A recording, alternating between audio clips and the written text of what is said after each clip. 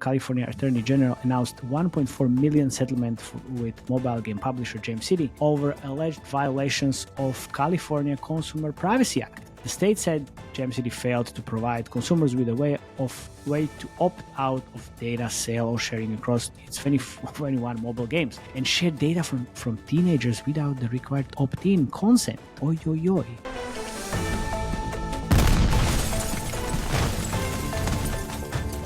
Two and a Half Gamers exclusive. Breaking news. Literally breaking. Hello everyone, this is Matej and you are listening to Breaking News. Well, I'm not calling this segment or whatever Jakub came up with a news navigator because this is all about games, news, and no bullshit. So let's stay with that.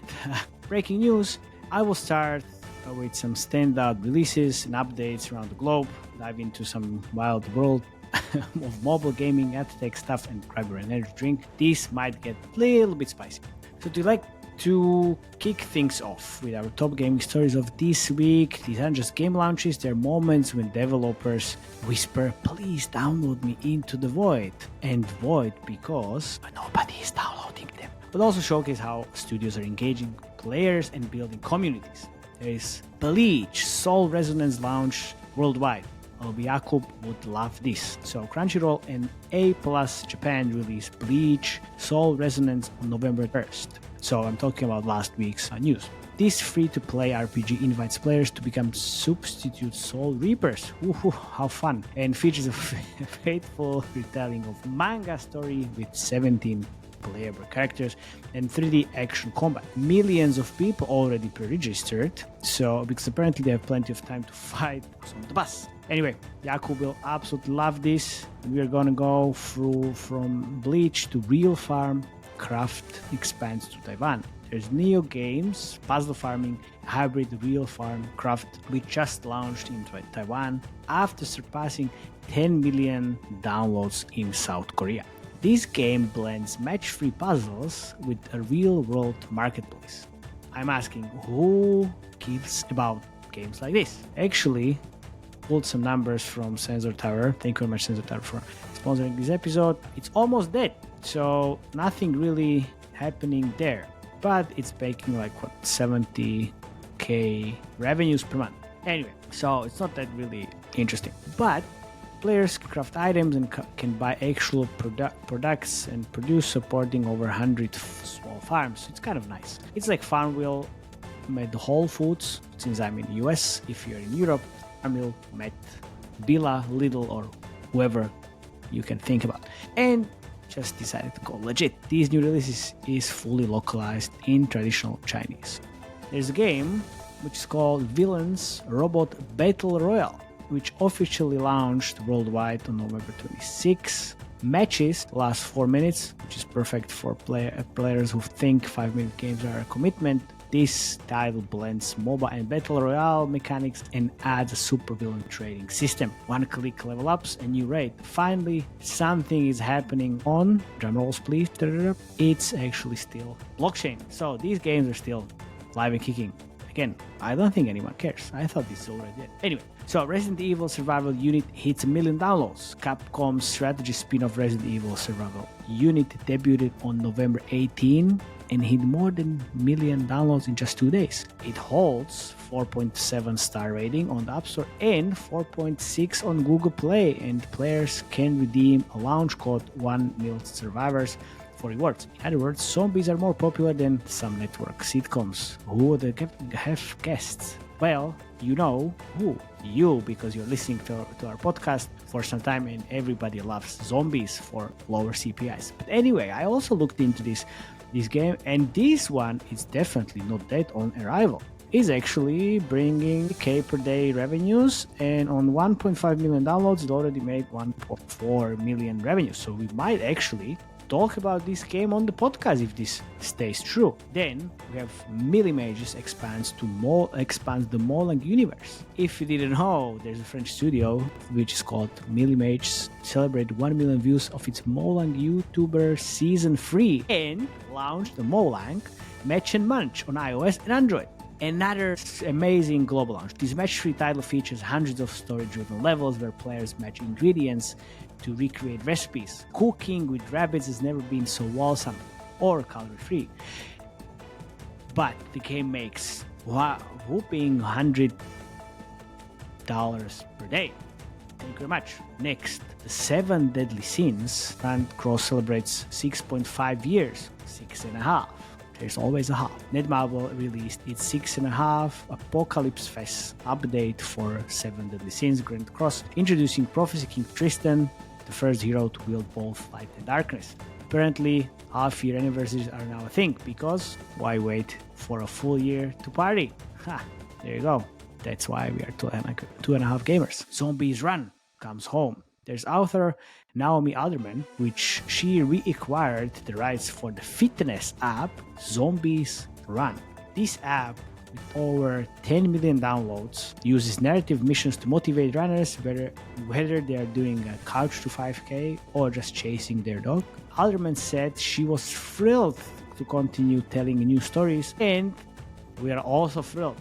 This game had a huge success, success in 2020. Since then, it was on a big decline. Nevertheless, here we are, Zombies Run. And you can run as well and get motivated by narrative missions. There's a Paysafe adds Brazilian payment options for Boosteroid. So payments platform Paysafe expanded its partnership with cloud gaming provider Boosteroid to Brazil. Gamers can now subscribe using Pix, QR codes, or Boleto Bacaria vouchers, accommodating Brazil's obsession with instant payments. Boosteroids may not roll out of the tunnel, but at least paying just got easier. We have our favorite game, favorite in quotes, nothing against the DC Dark Legions obviously, but they launched the Thanksgiving event, rolled out this Season of Harvest event for Dark Legion. Swamp Thing, Poison Ivy, Artemis headline minigames like Field of Blessing and Harvest Delight. Players collect pumpkins and botanical formulas for in-game rewards, with over 200 heroes and villains to upgrade. Not bad. You might spend more time farming digital pumpkins than prepping real Thanksgiving dinner. Happy Thanksgiving, by the way, which was yesterday. And this is another one for our beloved Jakub. Netmarble Solo Leveling Rise launched a Winter Begins update. It introduces SSR character Lara Walker, raises Sang level cap to 130, and adds new story chapters, hard moderate, fresh costumes. Basically, it's time to grind or be left in the snow. The game remains available on all the platforms because Netmarble wants everyone to suffer equally. And here we go into AdTech and industry trends. Beyond launches, there's still everything that's happening on our UA, drama, or policy, soap operas, whatever. Unity introduced a new tool to help developers grow games and optimize ads. Unite 2025. Unity unveiled a suite of innovations designed to improve development, deployment, and whatever else. Unity Vector, that everybody's talking about, but nobody sees it working in real life, was revealed again. An AI-driven platform that helps developers identify deeply engaged players and deliver more effective ads, which nobody still to this date seen in real life. So hopefully this is the time to be alive for the Unity Vector.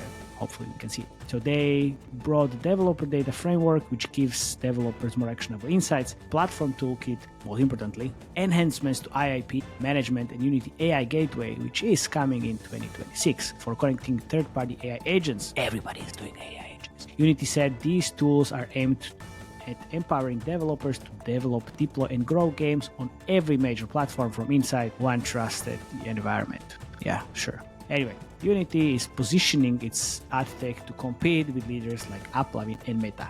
Good luck, Unity. We need you in this fight. California forces JamCity to change its data privacy practices. On 1st of November, California Attorney General announced $1.4 million settlement with mobile game publisher JamCity over alleged violations of California Consumer Privacy Act. So the state said JamCity failed to provide consumers with a way to opt out of data sale or sharing across its 21 mobile games and share data from teenagers without the required opt-in consent. Oi, oi, oi. So, in addition to paying the fine, JamCity must add in-app opt-out mechanism to stop selling or sharing personal information of users aged 13 to 15 without affirmative consent. So, no. This is a big problem. Anyway, so we are at the last news. Playable ads emerge as the new frontier from brand engagement. So the attention economy is moving from passive display ads to immersive playable media. No shit, Sherlock. We're talking about this for some time. There is an article that noted the global in-game advertising revenue is forecast to reach $124.5 billion in 2025. They highlighted how brands are reallocating budgets from newsfeed ads to an environment where players voluntarily engage, such as mobile games and social play platforms.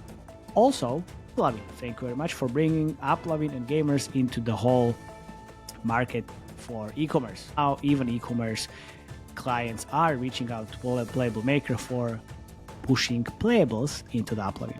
So, thank you very much. This is a wrap for this weekend from Blockbuster Game Launches and my major content updates to evolving ad tech strategies and privacy enforcement. Thank you very much for listening. We will be back next Friday with more insights from the world of mobile gaming. Thank you very much for listening, and don't forget, review, join the Slack channel, and see you next time. Thank you very much. Bye-bye.